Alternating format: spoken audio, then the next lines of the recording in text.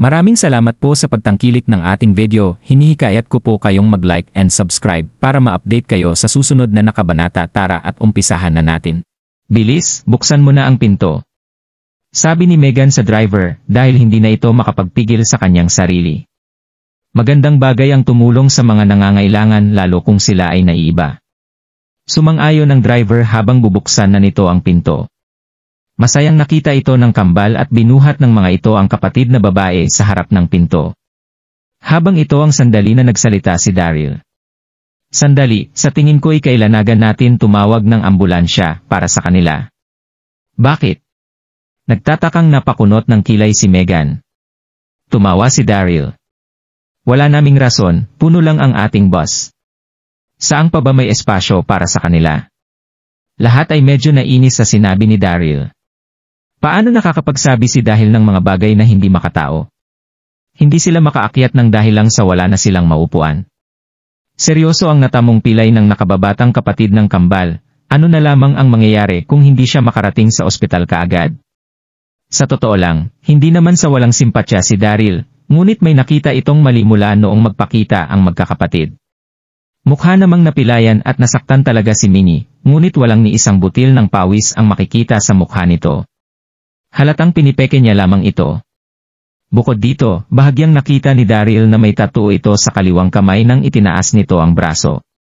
Sa unang tingin, mukha namang walang mali sa kambal, ngunit napansin ni Daryl ang mga kalyo sa kanang kamay ng mga ito.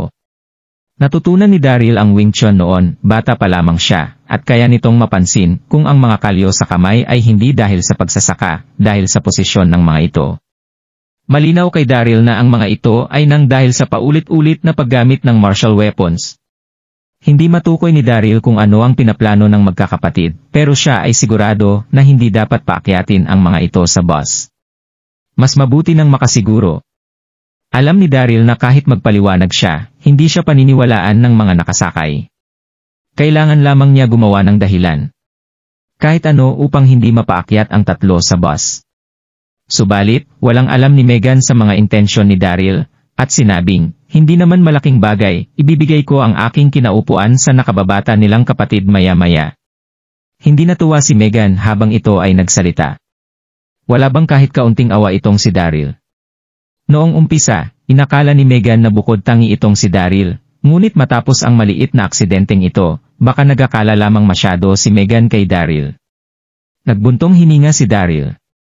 Talaga bang hepe ng Criminal Investigation Team itong si Megan? Ang tatlo ay totoong kahina-hinala, ngunit hindi niya ito nakita. Tumingin ng bahagya sa kanya si Daryl at sinabing, Kuya Driver, tara na. Huwag mo silang papapasukin. Kita ang pagkabalisa ng lahat. Itong walang isip na si Daryl. Inapi ba siya masyado ng mga Lindons, kaya nag-iba ang kanyang puso? Gusto ba talaga ni Daryl na baliwalain ng lahat ang injured na babae? Anong klase ng tao ba itong si Daryl? Ang mga kagaya nito ay dapat lamang na maghirap habang buhay. Dapat lamang na maliitin siya ng lahat. Daryl, hindi nakakapagtaka na isa kang walang kwentang manugang. Ito ay dahil sa pagugali mo, wala ka man lang kaunting awa sa puso mo. Hindi nakakapagtaka na miserable ang buhay mo. Si Kent ang unang nagsalita kay Daryl. Sobrang nadismaya si Megan kay Kent noong atakihin sila noon ng pating. Kaya naman ginamit ni Kent ang oportunidad na ito upang makabawi. Malambot ang puso ng mga babae sa maawing mga kalalakihan. Nang matapos si Kent sa pananalita, natutuwang napatingin si Megan sa kanya, at naisip na tama ang ekspektasyon nito na ang lalaki ay banayad kaysa unang tingin. Dinagdagan din ito ni Justine na nasa isang sulok at sumama sa pambabatikos kay Daryl. Daryl, sumusobra ka na. Napakawala kang puso para hindi pansinin ang baling binti ni Minnie. Kahit na hindi mo pa sila nakakasama, hindi mo naman kailangan na maging walang puso, di ba? Ano bang alam niyan? Isa lang siyang toy boy. Tama, sarili lamang niya ang iniisip. At ang lahat ay nagsimulang magsalita laban kay Daryl. Isinara ni Daryl ng husto ang kanyang mga kamao. Punong-puno ito ng galit dahil pinag-iintan na naman siya ng lahat. Wala akong awa. Bakit ko kayo iniligtas noong nakulong kayo sa kuweba? Nagsasalita kayong lahat ng hindi ginagamit ang inyong mga utak. Hindi na nakapagsalita rito ang mga tao at nagtinginan sa isa't isa. Sa mga sandaling yon, nag-isip si William at sinabing, Daryl, huwag ka na magkunwari. May naalala ako sa pagkakasabi mo tungkol sa kuweba. Nagtataka ako bakit nga ba bigla ang bumagsak ang kuweba. Ikaw ang may pakana noon. Gusto mong makasama si Lily at kinailangan mong gumawa ng rason at sinabing may mali sa kuweba. Upang mabigyang katwiran ang rason mo, gumawa ka ng ikababagsak ng kuweba. Ikaw ang may pakana ng lahat. Nako, oo nga no. Nagulat ang lahat sa sinabi ni William. May katwiran ito. Totoo bang si Daryl ang dahilan kung bakit bumagsak ang kuweba? Natawa naman sa inis si Daryl. Pinabagsak ko ang kuweba. Masyado niyo akong sinisisi. Sabihin niyo nga, ano ba ang kakayahan ko upang magpaguho ng isang kuweba? Tigil mo yang walang saysay sa sinasabi mo. Paghirap ni William kay Daryl. Daryl, tutulungan natin sila, gusto mo man o hindi. Maaari kang bumaba ng bus kung hindi ka makikisama. Nagbibiro ka ba? Hindi makapaniwala ang hindi makapagsalitang si Daryl. Daryl, nakakaawa ang tatlong magkakapatid. Tulungan natin sila. Sabi ng mahinahong si Lily habang hinihila nito ang braso ng katabing si Daryl. Marahil ay tumahimik na lamang si Lily kung tungkol ito sa ibang bagay, ngunit buhay ang kapalit sa sitwasyon ngayon. Paanong hindi siya magsasalita? Marahang umiling si Daryl at binigyang tingin nito si Lilith. Pinuna ng lahat si Daryl. Bakit pa ba tayo nakikipag-usap sa kanya? Natatawang sabi ni Kent. Inorganisa ng pamilya ko ang trip na ito at sinet up ang bus na ito. Papapasukin ko sila. Nang matapos magsalita si Kent, dali-dali itong pumunta sa pinto at pinindot ang pindutan upang bumukas. Nang bumukas ang pinto, dali-daling umakyat si Hugh sa bus nang may masamang ngiti sa labi. Naglabas ito ng patalim at itinutok sa lig ng driver. Huwag kang gagalaw, sabi nito. Sumunod na umakyat Timmy sa bus na may halong malamig na ngiti sa mga labi, at may hawak itong itim na baril. Tiningnan ng mga duling na mata nito ang buong bus. Huwag kayong gagalaw. Iiabas ninyo ang mga mahahalaga niyong gamit, nauutal na sabi nito. Ang pagkauwal ni Timmy ay bahagyang nakaatawa, ngunit walang makatawa sa sandaling iyon. Nagulat ang lahat ng sakay ng bus. Napaiyak ang mga matatakutin nang makita nila ang baril. Ang ilan sa kababaihan ay nakaupo lamang at nangingnig ang mga katawan. Hay! Tahimik na napabuntong hininga si Daryl. Wala siyang magawa. Ang kambal ay may maayos na ugnayan sa isa't isa. Halatang maraming beses na nila itong nagawa.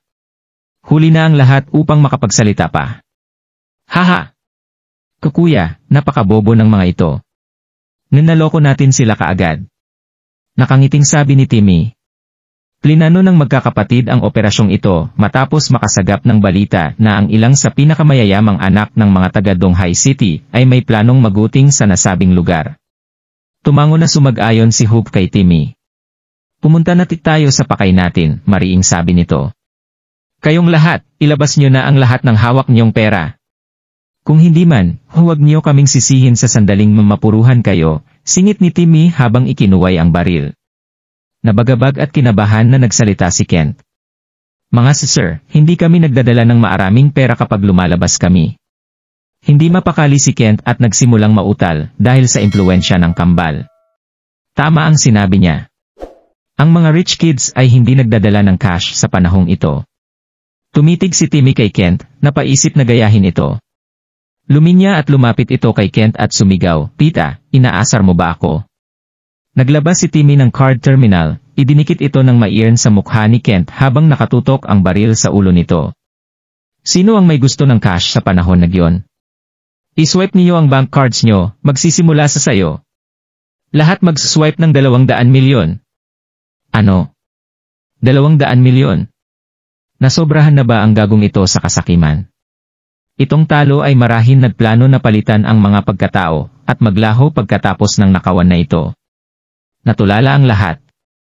Kahit na mayaman sila, ang 200 milyon ay napakalaking halaga. Subalit, walang nagtangkang magsalita sa sandaling iyon. May nakatutok na baril sa ulo ni Kent, halos maihi ito sa takot. Hindi na ito nagtangkang magsalita pa at dali-daling isinwipe ang bank card. Sunod-sunod, ang lahat ay sumunod sa utos at inilabas ang kanila mga bank cards.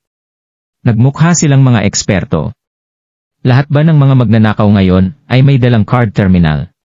Napaisip dito si Daryl.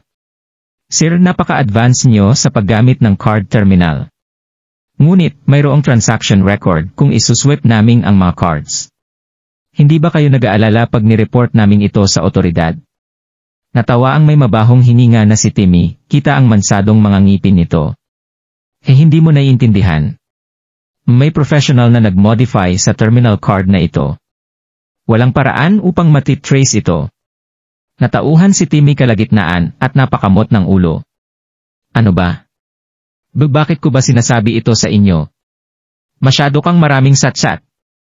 Akin na pera mo. Haha! Masyado silang nakakatawa. Tumango si Daryl habang nagpipigil ng kanyang tawa. Binabalaan kita. Huwag kang kikilos. Akin na ang pera mo, at hahayaan kitang mabuhay. Git ni Hub. Nang matapos siya sa pagsasalita, dali-dali itong naglakad papunta kay William, habang nakangiti ng masama. Hindi mo ako naiintindihan. Hindi ako tatawag ng pulis. Hindi ko dala ang bank card ko, ngunit maaari kong ipadala ang pera gamit ang phone. Sobrang kinakahaban si William, at sobra rin ang pagpapawis nito, habang ipinaliwanag ang sarili. Hindi na nagabala pa na making si Hove kay William. Kinuha niya ang phone at inumpog ito sa ulo ni William. Hayop ka! Sinong niloloko mo? Brutal na sinigawan ni Hove si William habang palit-ulit niya itong pinukpok gamit ang hawak nitong cellphone. Kahit na walang plano si William na tumawag ng pulis, mabubuking pa rin si Hove sa pag-transfer gamit ang phone. Nagalit ito, naisip niyang iniisahan siya ni William. Aray! Tama na! Iyak nito. Hindi ko talaga dala ang card ko. Umiyak si William habang binubugbog habang walang tigil nang dumadaloy ang dugo sa kanyang pisngi. Hindi ko nga dala ang bank card ko. Git ni William. Natakot ang mga tao na sakay ng bus, ang ilan sa mga babae ay napaiyak nang makita ang dugo ang mukha ni William. Wala talagang awa si Hub. Habang ang mga tao ay takot, nakaramdam si Megan ng pagkabigo sa kanyang puso. May sinagip na estudyante at babae si Daryl sa bangko kahit na hindi niya kilala ang mga ito. Bakit pinagdudahan pa rin ito ang kabaitan ni Daryl? Hindi na ito mahalaga. Huli na ang lahat. Kinagat ni Lily ang kanyang mga labi at binigyan ng tingin si Daryl na para bang humihingi ito ng tawad. Bakit hindi niya ito pinagkatiwalaan? Ang lahat ay sumunod at isinwipe ang kanilang cards, habang takot matapos makita ang sinapit ni William. Higit sa 50 ang nakasakay sa bus at isinwipe ang kanilang cards. Kontentong tumango si Timmy, nang paalis na, napansin nito si Lily at Megan. May ningning sa mga mata nito. Kuya, may nakita akong dalawang nagagandang babae. Nagtungo si Timmy papunta kay Megan at hinablot ang kamay nito habang minamasahe. Napakalambot at kinis ng mga balat ng rich girls na ito na iba sa ating mga ordinaryong tao. Nahirapang pumigla si Megan habang napapahiya. Ikinuway ni Timmy ang kanyang baril nang gusting kumawala ni Megan. Tumigil ka baby, kung hindi baka aksidente kong maputok ang baril ko. Ikaw. Madiing kinagat ni Megan ang labi. Siya ay kinatatakutang mandirigma na nagmula sa ME sect. Ang kanyang lakas ay umabot sa dumain ng Master General, subalit hindi pa rin niya magawang ilagay ang sarili sa peligro. Ang kanyang kalaban ay may hawak na baril. Nagpanik si Megan at napatingin kay Kent. Nabigo si Megan nang makitang hindi gumagalaw na tila bato si Kent. Mas takot pa ito na kanya. Nakakita rin ako ng maganda. Sobrang hot niya, nakangiti si Hugh habang hindi mabaling ang tingin kay Nancy, nakatabi ni Dax. Nakasuot si Nancy ng crop top at short denim na palda. Napaka-sexy nito at may phoenix tattoo pa sa kanyang likuran. Napagdesisyonan ni Hugh na kunin ang maganda at tatuang babaeng ito ngayong araw. Tahimik na nilunok ni Hugh ang laway at tinuro sila Lily, Megan, Nancy, at Yvonne. Itali ang mga ito. Ngayon, magkakaroon tayo ng katuwaan. Grabe, hindi pa ako nakakaranas sa isang mayamang babae. Sis, dyan ka lang sa bus at bantayan ang mga ito. Babalik kami maya-maya. Napangiti ng malaki si Timmy, itinutok nito ang baril kay Lily at iba pa. Bibilisan niyo ang pagbaba ng bus, nice and easy. Huwag niyo antaying saktan ko kayo. Nasasabi kang kambal. Hindi lamang nila ninakawan ang mga nasa bus, makakatikim pa sila ng mayayamang magaganda. Napakagara ang nahakot nila. Namumutla sa takot si Lily at ang mga babae.